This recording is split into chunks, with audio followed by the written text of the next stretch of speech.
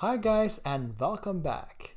Now in today's video we are going to be talking about 5 secret downsides of the UX design industry as a career that not many people I believe are talking about. Now if you are new to this channel, my name is Ahmed and I'm a UI UX designer currently living in Canada, and in this channel I share tips, strategies and systems on how to become a better UI UX designer. Now before we get cracking, I really want to say that if you are a junior designer who is watching this video matters, in my opinion, to you a lot because it actually influences you the most. So if you're a junior UI UX designer, make sure that you stick around till the end of this video to get the most you need. Now, the first downside in a UX design career is that most tech companies don't have enough maturity when it comes to understanding UX design. Unlike software engineering, UX design has become popular in the roughly 10 to 20 years. And what that means for you as a UX designer is that you will have a lot of explaining to do when you join a new company.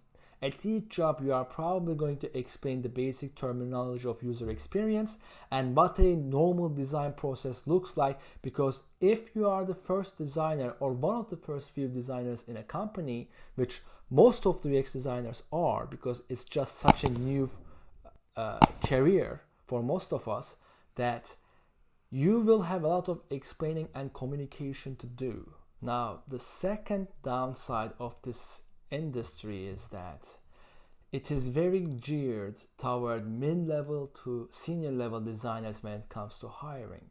And the fundamental reason for this is most companies do not know what to do with their junior designers. They do not know how to get them and raise them to mid-level then to senior level.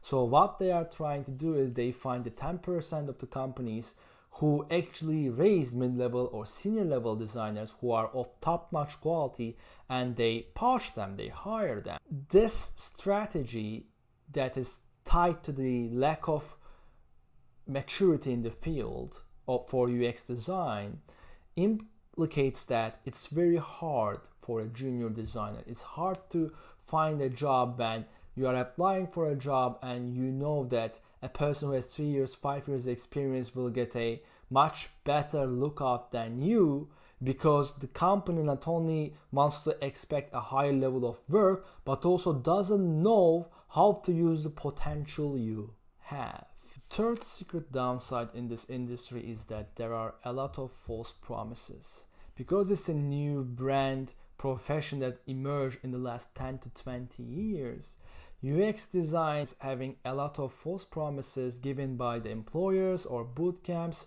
or basically any UX designer you meet, because it doesn't have the standard to actually gauge how skilled a person is, and the market rate for the profession is pretty good. So a lot of boot camps are churning out a lot of UI UX designers who believe they will make 60, 70, 80K with their first time job. They will all go to the FANG companies, but the reality is not that. It's very hard to find a top-notch company where you can grow your career, and it is very hard to do it on your first job, especially if you don't have a great portfolio. What this means for you, and what it meant for me also, was that to strip away from the false promises.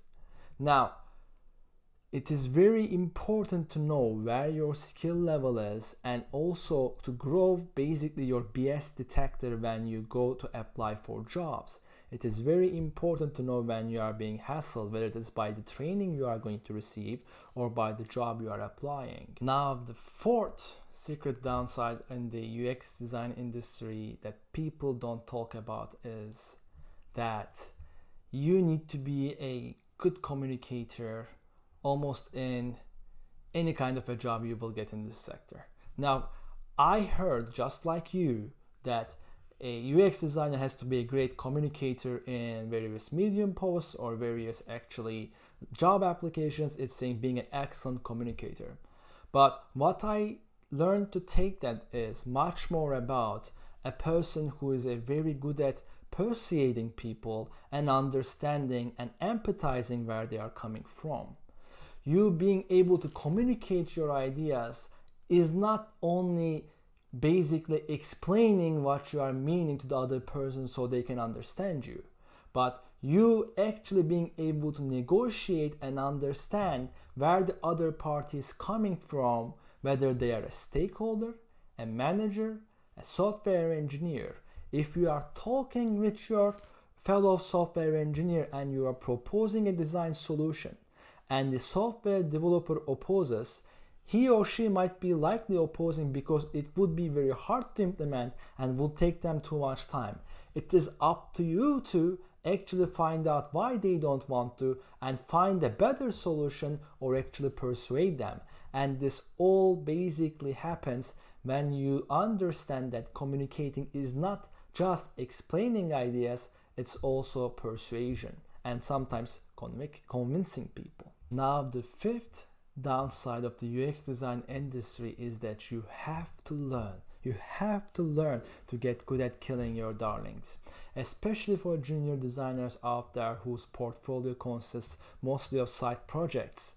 While they help to develop your skills, I believe when I did my side projects, they did not teach me how to actually destroy or get rid of some of the work that I did that I believed had a lot of potential, but it didn't fit the scope of the project, it didn't fit the technical constraints, and at the end of the day, I had to go with a less version of the solution that I believed was right, but it was also for the best for the project. When you join a company, you are joining a team, and it is not just about your ideas. So you have to find out if, in the hard way, if some of your ideas are actually detrimental for the project in the long run. You have to be mature enough to actually take them back, destroy them, and don't talk about it. Now, you can always have side projects where you can do whatever you want, but for your first, second, third job, when you join a team, have open ears and actually listen when people are talking to you about their constraints, because sometimes your ideal solution is not the project's or the company's ideal solution. And yeah.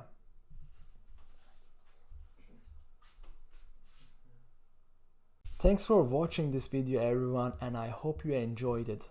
Now, if you like my content and if you actually like what we are talking about, please feel free to subscribe and click on that button below to learn more about me, and have a fantastic day.